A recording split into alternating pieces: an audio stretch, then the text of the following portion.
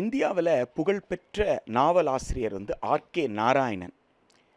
அவர் ராஜ்யசபாவினுடைய உறுப்பினராக இருந்தார். மாநிலங்களவை உறுப்பினராக இருக்கும் பொழுது அவர் குழந்தைகளுடைய கல்வி சுமையை பற்றி மிக ஆழமான ஒரு உரையை நாடாளுமன்றத்தில் ஆற்றினார். அந்த ஒரு உரை நாடாளுமன்றத்தின் மனசாட்சியை உலுக்கியது. இந்திய அரசாங்கம் பேராசிரியர் யஷ்பால் தலைமையில் சுமையில்லா கற்றலுக்கான ஒரு குழுவை அமைத்தது. பேராசிரியர் யஷ்பால் தலைமையில் சுமையில்லா கற்றலுக்கான அந்த குழுவினுடைய அறிக்கை 1993 அறிக்கையை நீங்கள் வாசித்து பார்த்தால் அதில் மிக முக்கியமான பரிந்துரை என்னன்னு கேட்டால், இந்தியாவில் அந்தந்த மாநிலங்கள் பள்ளிகளை நடத்துகிறாங்க, அந்தந்த மாநிலங்கள் பள்ளி குழந்தைகளுக்கான பாடத்திட்டத்தை கொடுத்துருக்குறாங்க.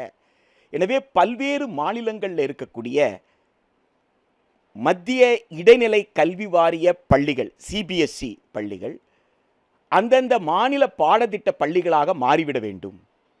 சிபிஎஸ்இனுடைய எல்லை என்பது கேந்திர வித்யாலயா போன்ற சிறப்பு நோக்கத்திற்காக தொடங்கப்பட்ட அந்த பள்ளிக்கு மட்டும் என்று நிறுத்தி கொண்டால் நல்லது என்று பரிந்துரைத்தார். இந்த பரிந்துரையின் அடிப்படை காரணம் என்ன அப்படின்னு கேட்டால், இந்தியாவிற்கு விடுதலை கிடைத்த பிறகு கல்வியை மாநில பட்டியலில் வைப்பதற்கு மிக முக்கியமான காரணம், கல்வி என்பது பண்பாட்டின் கூறு என்பதனால் கற்றல் செயல்பாடு பண்பாட்டுக்கு பண்பாடு மாறும். எனவே ஒவ்வொரு பண்பாட்டுக்கு தகுந்தாற்போல் கற்றல் செயல்பாடு இருக்கணும் அப்படின்னு சொன்னால் அந்தந்த மாநில அரசு அதற்குண்டான வாய்ப்புகளை, அதற்குண்டான பாடத்திட்டங்களை வகுத்து தர வேண்டும் என்பதனால்தான் மாநில பட்டியலில் கல்வியை வைத்தார்கள். நீங்கள் என்னதான் அவசர காலத்தில் மாநில பட்டியலிருந்து ஒப்பிசைவு பட்டியல், பொதுப்பட்டியலுக்கு கல்வி போனது என்று சொன்னால் கூட ஒன்றிய அரசிற்கு முழு அதிகாரம் இல்லை என்பதை பட்டியல் 3 வரிசை 25 வாசித்து பார்த்தால் தெரியும். என்றால் பட்டியல் 3 வரிசை 25 கல்வி வரிசை 66 பட்டியல் 1 எல்லைக்குட்பட்டதுன்னு இருக்கும். Subject to entry 66 of list 1 இருக்கும். அப்படின்னா உயர் கல்வியிலும் உயர் ஆய்விலையும் தரத்தை தீர்மானித்து ஒருங்கிணைப்பது இதில் மட்டும்தான், இதற்குண்டான பரிந்துரைகளை குடிப்பது மட்டும்தான் ஒன்றிய அரசினுடைய அதிகாரமே தவிர பள்ளிக்கல்வியை பொறுத்த வரைக்கும் ஒன்றிய அரசுக்கு நிச்சயமாக அதிகாரம் இல்லை. பல்கலைக்கழகத்திற்கு நிச்சயமாக அதிகாரம் இல்லை. பல்கலைக்கழகத்தை உருவாக்கி நடத்துகிற அதிகாரம் என்பது மாநில அரசிடம்தான் இருக்கிறது. அந்த வகையில் ஒவ்வொரு மாநிலமும், இப்போ தமிழ்நாடுன்னு எடுத்துக்கிட்டா, தமிழ்நாடு மக்களுடைய தேவைக்கு தகுந்தாற் போல நாம் 1 கிலோமீட்டருக்கு ஒரு தொடக்கப்பள்ளி, 3 கிலோமீட்டருக்கு ஒரு நடுநிலை பள்ளி, 5 கிலோமீட்டருக்கு ஒரு உயர்நிலை பள்ளி, ஒரு 7 கிலோமீட்டர்லேருந்து 8 கிலோமீட்டருக்குள்ள ஒரு மேல்நிலை பள்ளி என்கின்ற வகையில் ஒரு பள்ளி கட்டமைப்பை, ஒரு சமூக நீதியின் அடிப்படையில் அரசு பள்ளி கட்டமைப்பை ஏற்படுத்தி இருக்கிறோம். ஒரு பள்ளி இயங்கிக்கிட்டு இருக்கும் பொழுது அந்த பள்ளியை வலுப்படுத்த வேண்டிய பொறுப்பு யாருக்கு இருக்குன்னா அரசுக்கு இருக்கிறது. அரசு பள்ளியை வலுவிழக்க செய்யக்கூடிய வகையில், மக்களை குழப்பக்கூடிய வகையில் இன்னொரு பள்ளியை அனுமதிக்கணுமா என்பது மிக முக்கியமான கேள்வி. அதனால தான் ஒரு பள்ளியை தொடங்கணும்னா பக்கத்தில் இருக்கிற பள்ளிகள் கிட்ட இருந்து தடையின்மை சான்று வாங்கணும்னு சொல்லுவாங்க.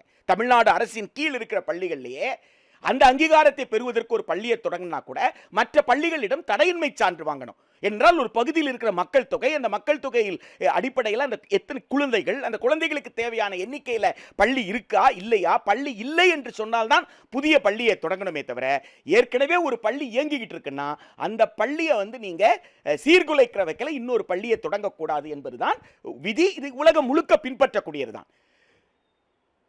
மத்திய இடைநிலை கல்வி வாரிய பள்ளிகள் தமிழ்நாட்டில் தொடங்கணும்னு சொன்னால், எந்த மாநிலத்தில் தொடங்கணும்னு சொன்னாலும் அந்த மாநிலத்தின் தடையின்மை சான்று வாங்கணும். காரணம் என்னன்னு கேட்டால், வருவாய்த்துறை தான் அந்த கட்டடத்திற்குண்டான உரிமம் தரணும். சுகாதாரத்துறை தான் அந்த கட்டடத்தில் சுகாதார வசதி இருக்கான்னு பார்க்க வேண்டிய பொறுப்பு இருக்கிறது. நிர்வாக ரீதியில், சட்ட ரீதியில் மக்களுக்குண்டான உரிமைகளை காப்பாற்ற வேண்டிய பொறுப்பு என்பது யாருக்கு இருக்குன்னா மாநில அரசுக்கு இருக்கிறது என்பதனால், உள்ளாட்சி மாநில அரசாங்கத்தின் கீழ் வருகிறது என்பதனால், உள்ளாட்சியினுடைய பல்வேறு செயல்பாடுகள் பள்ளிக்கு தேவைப்படுகிறது என்பதனால், ஒரு பள்ளி ஒரு இடத்தில் புதியதாக தொடங்குவதற்கு தேவை இருக்கிறதா, தேவை இல்லையா, அந்த பள்ளிக்கு எல்லா வசதியும் இருக்கிறதா என்று பார்க்க வேண்டிய பொறுப்பு அந்த மாநில அரசுக்கு இருக்கிறது.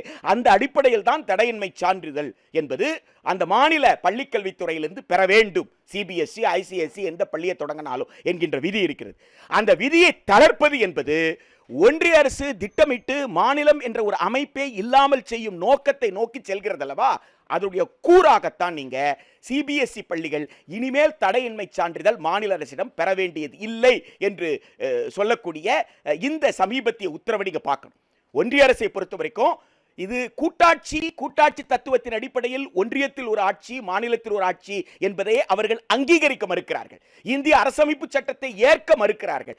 இந்திய அரசமைப்பு சட்டத்தில் இறுதி இறையாண்மை மக்களிடம் இருக்கிறது என்றால், மக்களால் தேர்ந்தெடுக்கப்படக்கூடிய மாநில சட்டப்பேரவைக்கும் இறையாண்மை இருக்கிறது, மக்களால் தேர்ந்தெடுக்கப்படுற நாடாளுமன்றத்திற்கும் இறையாண்மை இருக்கிறது. இதுக்கு பேர் தான் இந்தியாவிற்குள் இறையாண்மையை எவ்வாறு புரிந்து கொள்வது என்பது.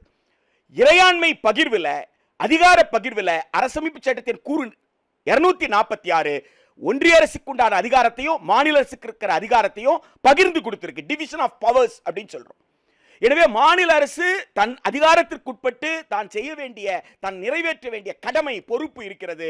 அந்த பொறுப்பை மாநில அரசு நிறைவேற்றி கொண்டிருக்கிறது என்று சொன்னால், அதற்கு இடையூறு செய்யக்கூடிய வகையில் ஒவ்வொரு துறையிலும் ஒன்றிய அரசு தன் தலையீட்டை செய்து கொண்டிருக்கிறது. அவ்வாறு தற்போது தேசிய கல்விக் கொள்கை 2020 கீழ் அது பல்கலைக்கழக நிதி நல்கை குழுவாக இருக்கலாம், என்சிஆர்டியா இருக்கலாம், சிபிஎஸ்இயா இருக்கலாம், இவர்கள் அத்துணை பேரையுமே பயன்படுத்தி மாநிலம் என்ற ஒரு அமைப்பு, இங்க ஒரு தேர்ந்தெடுக்கப்பட்ட ஒரு அரசு, அந்த அரசுக்கு தலைவராக ஒரு முதலமைச்சர், இங்கே ஒரு சட்டப்பேரவை, அந்த சட்டப்பேரவைக்கு சட்டம் இயற்றக்கூடிய அதிகாரம் இருக்கிறது என்பது எதை பற்றியுமே கவலைப்படாமல், இறையாண்மை என்பது நாடாளுமன்றத்திற்கு மட்டுமே இருக்கிறது, ஒன்றிய அரசுக்கு மட்டுமே இருக்கிறது என்பதை போன்ற ஒரு கருத்துருவாக்கத்தின் முயற்சியாகத்தான் சிபிஎஸ்இ பள்ளிகளுக்கு தடையின்மை சான்று வேண்டாம் என்கின்ற இந்த உத்தரவை நாம் பார்க்க வேண்டிய அவசியம் இருக்கிறது. தமிழக மக்கள் இந்திய அரசமைப்பு சட்டத்தை உயர்த்தி பிடிக்க, கூட்டாட்சி தத்துவத்தை உயர்த்தி பிடிக்க, இந்தியாவில் இருக்கிற மாநிலங்களுடைய உரிமைகளை காக்கின்ற போராட்டத்தை தீவிரப்படுத்த வேண்டிய அவசியம் இருக்கிறது.